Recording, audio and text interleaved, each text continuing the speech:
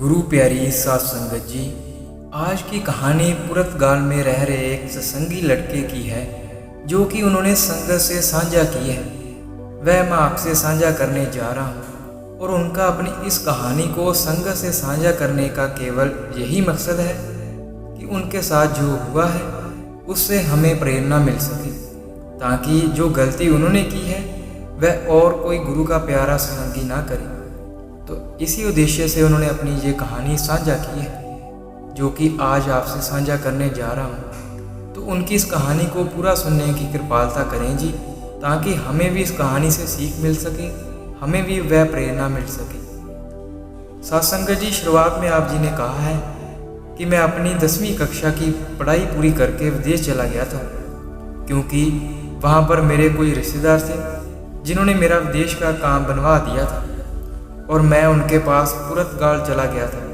और मैं शुरू से ही गुरु घर की सेवा करता आया हूँ, सत्संग सुनता आया हूँ और मेरी माँ की अच्छी शिक्षा के कारण मैंने कभी भी अपनी ज़िंदगी में कोई गलत काम नहीं किया, क्योंकि मेरी माँ मुझे हमेशा समझाती थी कि बेटा, हमें ऐसा कोई भी काम नहीं करना चाहिए जिससे कि ये समाज और इस समाज में रहने वाले लोग हमारी तरफ उंगली करें।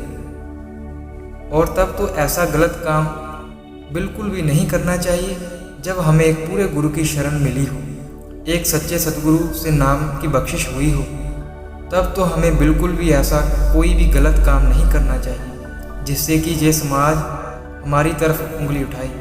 क्योंकि जब भी हम कोई गलत काम करते हैं तो वह उंगली सिर्फ हमारी तरफ नहीं उठती, वह हमारे गुरु की ओर भी जाती है।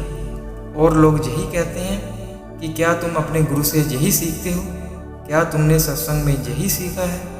तो ऐसी बातें लोग कहते हैं और फिर हमारे पास कोई जवाब नहीं होता। तो इसमें हमारा तो घटाव होता ही है और साथ ही साथ हम सतगुरु को भी इसका जिम्मेदार बना देते हैं, जो कि बिल्कुल भी अच्छा नहीं है। तो हमें कभी भी ऐसा काम नहीं करना है कि लोग हमारे गुरु की तरफ उंगली करें।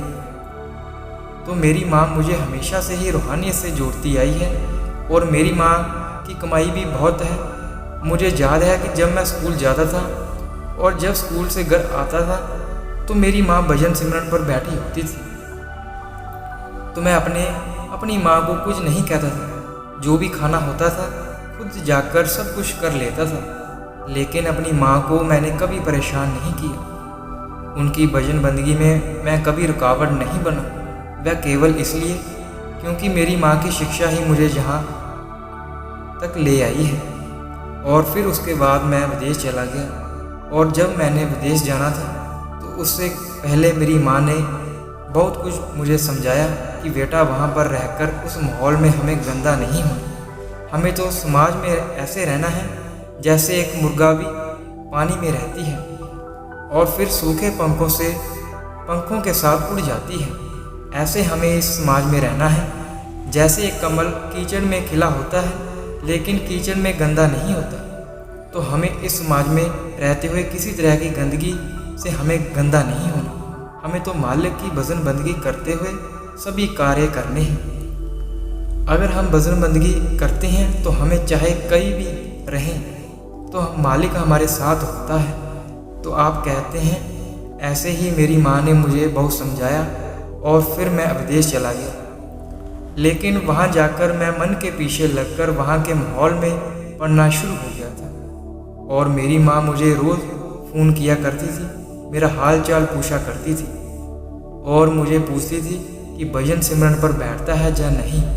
तो कुछ देर तक तो मैं बैठता रहा, लेकिन जैसे जैसे वहाँ पर समय बीतता गया मेरी भजन बंदगी मुझसे छूट गई और मुझे वहाँ का माहौल इतना अच्छा लगा कि मैं उसी में डूब गया। वहाँ पर मेरे कुछ दोस्त नए बने और जैसे कि आप सभी जानते ही हैं कि विदेशों में ज़्यादातर लोग मांसाहार होते हैं, मांस आदि का सेवन करते हैं और वहाँ पर शाकाहारी खाना बहुत ही कम मिलता है और अगर मिलता भी है तो उसका दाम मांसाहार भोजन से ज़्यादा होता है। तो मैंने भी अपने दोस्तों के साथ मांस खाना शुरू कर दिया था, क्योंकि वहाँ पर मुझे भारी काम करना पड़ता था, इसलिए मैंने मांस आदि का सेवन करना शुरू कर दिया। और मेरी माँ रोज़ मुझे फ़ोन करती थी और पूछती थी कि भजन पर बैठता है या नहीं। तो मैं ऐसे ही उन्हें झूठ बोल दिया करता था कि हाँ माँ, मैं बैठता हूँ। तो ऐसे ही समय बीतता गया।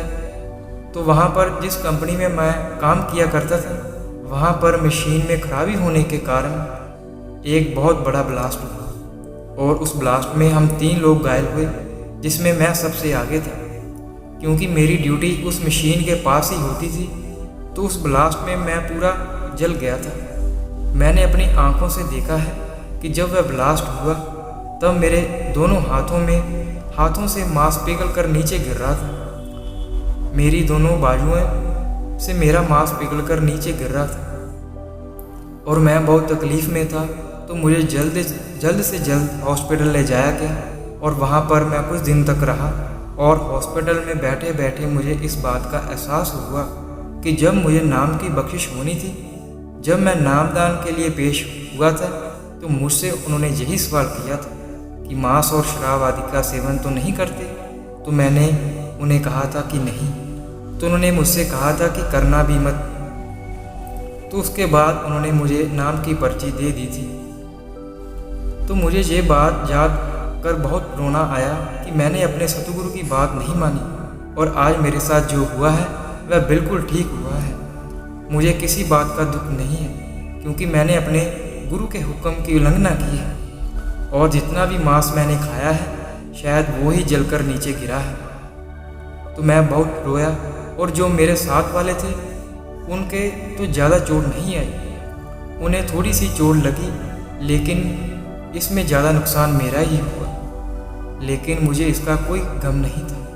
लेकिन मुझे पता था कि मैंने गलती की है और इस गलती का जिम्मेदार मैं ही हूँ, क्योंकि नाम देकर सतगुरु ने तो हमारी जिम्मेदारी ले ली, लेकिन अगर हम नाम लेकर भजन बंदगी भी नहीं करते और उनके हुक्म की पालना भी नहीं करते, जिन चीज़ों से हमें दूर कर रहने के लिए बोला जाता है, अगर हम वह भी नहीं करते तो हमारे लिए अफसोस वाली बात है।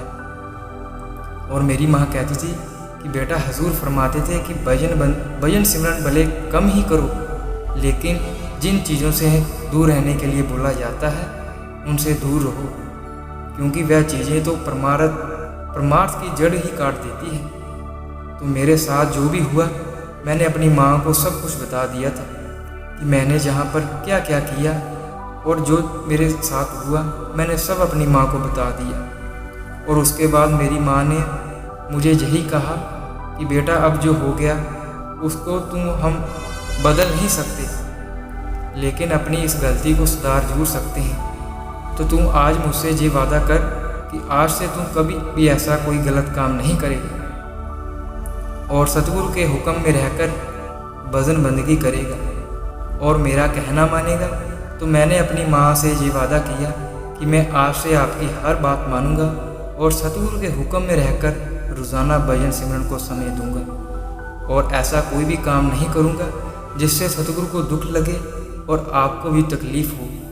तो जो मेरे साथ हुआ इससे मुझे बहुत कुछ सीखने को मिला, क्योंकि ज़िंदगी में कभी ना कभी ऐसा समय जरूर आता है जब मन हम पर भारी हो जाता है और हमें गलत कार्य करने के लिए कहता है, लेकिन उस समय हमें मन के पीछे नहीं लगना होता, क्योंकि मन तो हज़ारों अवसर ढूंढता है कि किसी न किसी तरह मैं इसका काम खराब कर सकूं, क्योंकि वह नहीं चाहता कि हम रूहानियत के इस मार्ग पर आगे बढ़ें। तो ऐसे ही मैंने भी बहुत लोग ऐसे देखे हैं जो ये बात कहते हैं कि अभी जितने मज़े करने हैं कर लो, जो भी खाना पीना है खा लो, कल किसने देखा है, अगला जन्म किसने देखा है, और वह गलत काम करते जाते हैं, मांस आदि खाते रहते हैं। लेकिन जब मैंने अपनी माँ से ये बात कही थी तब मेरी माँ ने मुझे डांटा था और साथ ही इस प्रश्न का उत्तर भी दिया था कि बेटा, तुम कहते हो कि अगला जन्म किसने देखा है, मैं तुमसे कहती हूँ कि रोज़ाना भजन बंदगी पर बैठकर देख, तुझे तेरा किया हुआ सब दिख जाएगा कि तेरा पिछला जन्म कहाँ हुआ था, कहाँ कहाँ से होकर तुम आए हो, कहाँ कहाँ से भटक कर तुम जहाँ आए हो, वह सब तुम्हें दिखाई पड़ेगा। और मैं ये बात दावे से कहती हूँ, जब तुम ये सब देख लोगे तब तुम ये बात कभी नहीं कहोगे कि अगला जन्म किसने देखा है, तो साथ संगत जी, आज की साखी से हमें यही प्रेरणा मिलती है कि जो हमें नाम की बख्शिश के समय समझाया जाता है वह केवल बोलने के लिए ही बोला नहीं जाता, उस पर हमें अमल भी करना होता है। और जो सत्संगी अमल नहीं करता उसे मालिक फिर अपने तरीके से समझाता है, और जब वह समझाता है तो उसका समझाया हुआ इंसान कभी भूलता नहीं, जैसे कि इस लड़के के साथ हुआ है। तो साथ संगत जी, इसी के साथ हम आपसे इजाज़त चाहते हैं। कल मिलेंगे एक और नई साखी के साथ। अगर आप रोज़ाना साखियाँ, शब्द और सत्संग सुनना पसंद करते हैं तो आप इस चैनल को सब्सक्राइब, लाइक और शेयर जरूर कर दें, और बेल आइकन पर क्लिक करना ना भूलें जी। अगर साखी अच्छी लगी तो नीचे कमेंट बॉक्स में ज़रूर बता दें जी। कृपया हमें सब्सक्राइब करना ना भूलें। नीचे दिए गए बेल आइकन पर ज़रूर क्लिक करें।